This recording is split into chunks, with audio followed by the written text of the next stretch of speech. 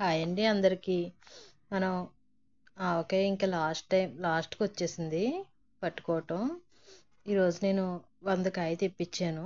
హైదర్ సాహిబ్ మామిడికాయ మనం ఎప్పుడు ఆవకాయ పట్టుకునేటప్పుడు ఫస్ట్ మొక్క గట్టిగా కావాలి అనుకుంటే, సంవత్సరం పాటు నిలవ ఉండాలి అంటే హైదర్ సాహిబ్ బాగుంటుంది. తర్వాత కొత్తపల్లి కొబ్బరి బాగుంటుంది. 2 మామిడికాయలు ఆవకాయకి పెట్టింది పేరు.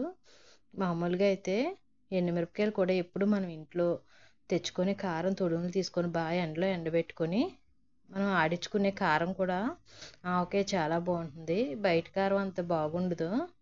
ఆవకాయ ఎప్పుడు మనం ఇంట్లో మ్యాక్సిమం కారం వేసుకొని పట్టుకోవడానికి ట్రై చేయాలి. ఆవకాయ ఎప్పుడు నెంబర్ 1 మిరపకాయ తీసుకోవాలి ఆవకాయ అనేసరికి.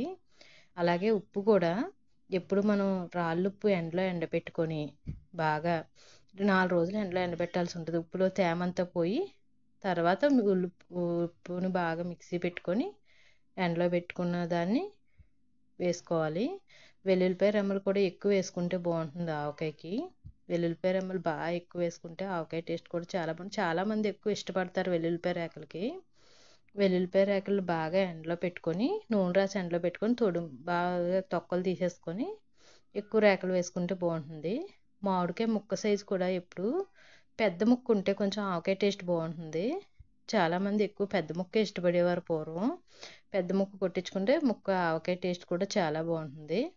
బాగా చూసారు కదా, ఎల్లుల్లిపాయ గుళ్ళు ఎక్కువ ఎల్లుల్లిపాయ రెమ్మలు వేసుకొని ఆవకాయ కలుపుకుంటే చాలా టేస్ట్గా ఉంటుంది.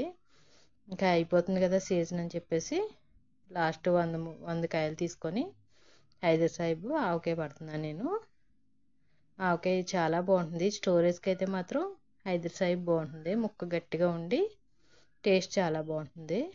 చూసారు కదా, ఇంకెందుకు ఆలస్యం, మన అరుణ పికిల్స్లో హైదర్ సాహిబ్ ఆవకాయ రెడీగా ఉంది. ఆర్డర్ చేసుకోండి. మన వీడియోస్ అందరూ ఫాలో అవ్వండి. Okay, bye friends.